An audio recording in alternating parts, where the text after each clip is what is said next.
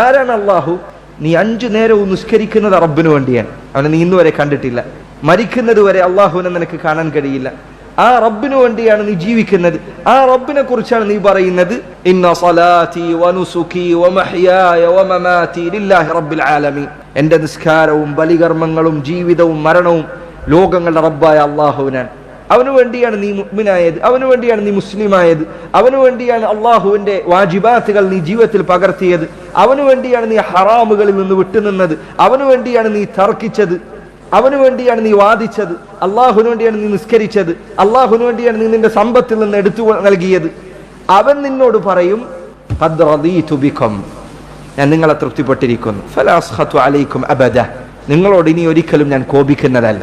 അൽ ഇമാം അഹ്മദ് ഇബ്നു ഹംബൽ റഹിമഹുല്ലാഹ്, അദ്ദേഹത്തോട് ചില ആളുകൾ പ്രയാസം അങ്ങേയറ്റമുണ്ടായിട്ടും അദ്ദേഹം ദീനിനു വേണ്ടി പോരാടുന്നത് കണ്ടപ്പോൾ ചില ആളുകൾ ചോദിച്ചു, എപ്പോഴാണ് നിങ്ങൾ വിശ്രമിക്കാൻ പോകുന്നത്?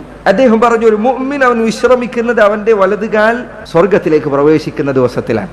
അന്നാണ് അവന്റെ വിശ്രമം ആരംഭിക്കുന്നത്. അതുവരെ വിശ്രമമില്ലാത്ത പണിയാണ്. ആ വിശ്രമം ആരംഭിക്കുന്നത് ഈ വാക്കോടുകൂടിയാണ്, ഞാനിതാ നിങ്ങളെ തൃപ്തിപ്പെട്ടിരിക്കുന്നു. അല്ലാഹു പറയുന്നു,